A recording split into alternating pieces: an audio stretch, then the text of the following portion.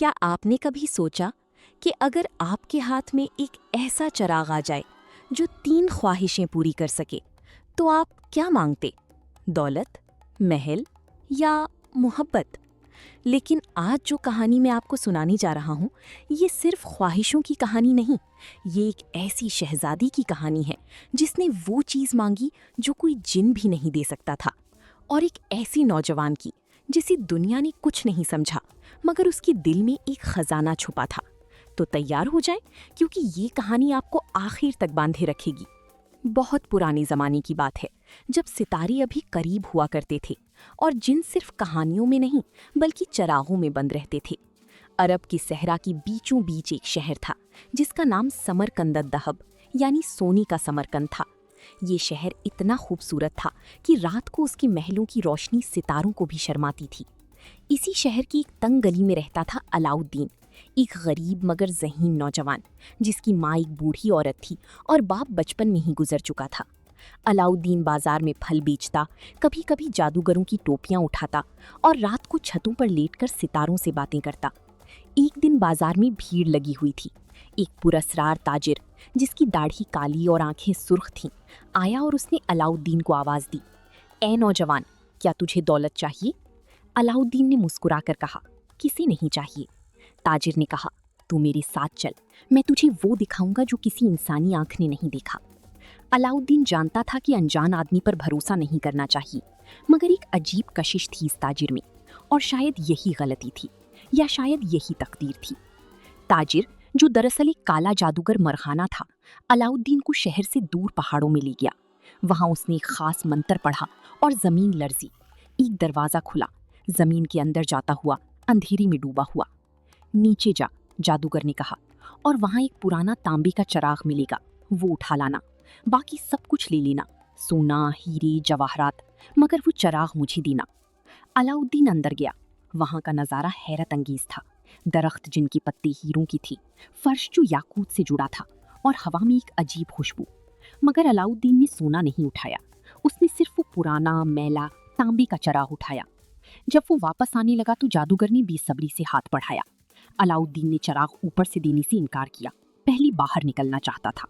جادوگر غصے میں آ گیا اور اس نے دروازہ بند کر دیا۔ علاؤالدین زیر زمین قید ہو گیا۔ اندھیرے میں گھبرا کر اس نے چراغ رگڑا، شاید روشنی ملے، اور پھر دھماکہ، دھواں، آگ کی لکیریں اور ایک آواز جو زمین کو ہلا گئی، حاضر ہوں اے مالک، میں چراغ کا جن ہوں، تیری 3 خواہشیں پوری کرنا میرا فرض ہے۔ علاؤالدین نے پہلی خواہش سے گھر واپس جانا مانگا۔ جن نے پلک جھپکتے اسے محلے میں پہنچا دیا۔ مگر اب علاؤالدین بدل گیا تھا، اس کے ہاتھ میں ایک طاقت تھی جو دنیا بدل سکتی تھی۔ اسی دوران شہر میں ایک خبر گرم تھی، بادشاہ سلطان کی بیٹی شہزادی یاسمین بیاہ کے لیے تیار ہے، اور جو بھی سب سے قیمتی تحفہ لائے گا اسی سے اس کی شادی ہوگی۔ علاؤالدین نے شہزادی کا نام سنا تھا مگر کبھی دیکھا نہیں تھا۔ ایک دن بازار میں بھیڑ ہٹاتے ہٹاتے اس کی نظر پڑی اور دل رک گیا۔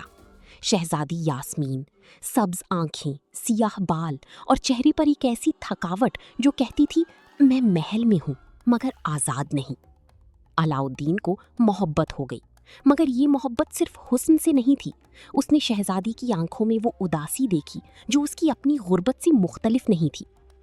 علاؤالدین نے جن سے دوسری خواہش مانگی، ایک شاندار محل، شاہی لباس اور سونے کا خزانہ۔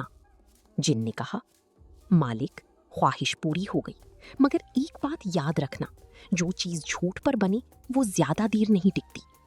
علاؤالدین نے نہیں سنا۔ وہ شہزادہ علی بن کر دربار میں آیا۔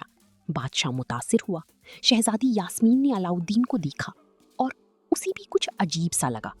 یہ شہزادہ دوسروں جیسا نہیں تھا، غرور نہیں تھا، آنکھوں میں سچائی تھی۔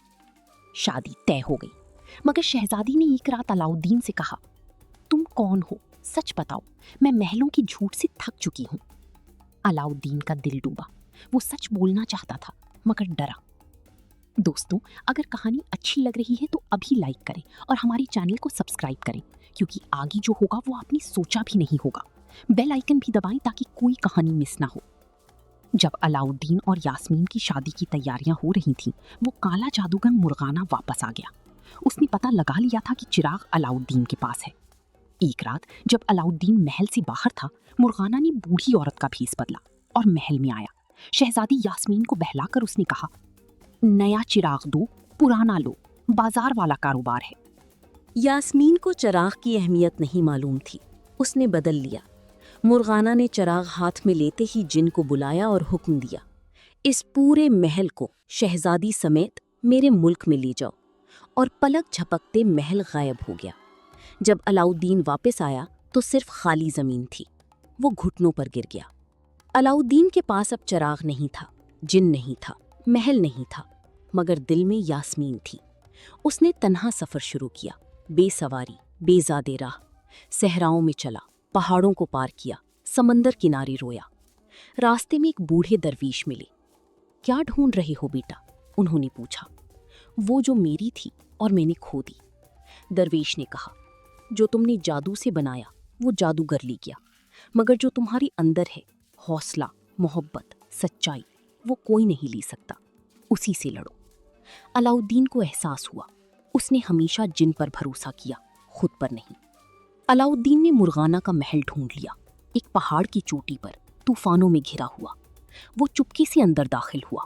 یاسمین قید تھی مگر ٹوٹی نہیں تھی۔ جب علاؤالدین آیا تو یاسمین نے آنکھیں بھر لی، مگر ساتھ ہی کہا، تم نے مجھ سے سچ کیوں نہیں بولا؟ کیونکہ ڈرا تھا، مگر اب نہیں ڈرتا، کیونکہ اب میرے پاس جن نہیں، صرف میں ہوں، اور میں تمہیں واپس لینے آیا ہوں۔ یاسمین نے کہا، یہی سچ کافی ہے۔ دونوں نے مل کر منصوبہ بنایا۔ یاسمین نے مرغانہ کو بہلایا اور علاؤالدین نے موقع دیکھ کر چراغ چھین لیا۔ مرغانہ نے جن کو بلایا، مگر چراغ علاؤالدین کے ہاتھ میں تھا۔ حاضر ہوں اے مالک۔ علاؤالدین نے تیسری اور آخری خواہش مانگی، اس جادوگر کو ایسی جگہ بند کر دو جہاں سے وہ کبھی نہ نکل سکے، اور پھر خود آزاد ہو جاؤ۔ جن ٹھہرا، آنکھیں بھیگ گئی۔ مالک، کسی نے مجھے کبھی آزادی نہیں دی، میں دے رہا ہوں، جاؤ۔ دھماکہ ہوا، مرغانہ قید ہو گیا، جن آزاد ہو گیا، اور آسمان صاف ہو گیا۔ علاؤالدین اور یاسمین واپس آئے، اس بار بغیر جادو کے، بغیر محل کے، بغیر جھوٹ کے۔ بادشاہ کے سامنے کھڑی ہوئی اور علاؤالدین نے سچ بول دیا، میں شہزادہ نہیں ہوں، میں ایک غریب نوجوان ہوں جس نے ایک جادوئی چراغ پایا اور محبت میں جھوٹ بولا، مگر اب چراغ نہیں، یاسمین کے لیے سب کچھ کھو کر بھی واپس آیا۔ یہی میرا اصل خزانہ ہے۔ بادشاہ خاموش رہا۔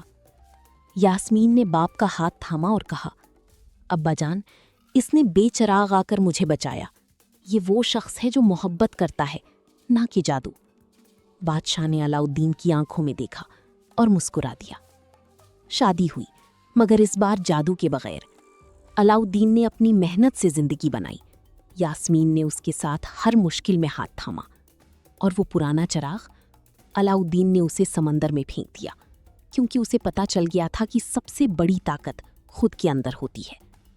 جن کہیں آسمانوں میں آزاد اڑ رہا تھا، اور شاید وہ بھی مسکرا رہا تھا، کیونکہ یہی وہ خواہش تھی جو اس نے کبھی نہیں مانی، آزادی، اور علاؤالدین نے بغیر مانگے دی دی۔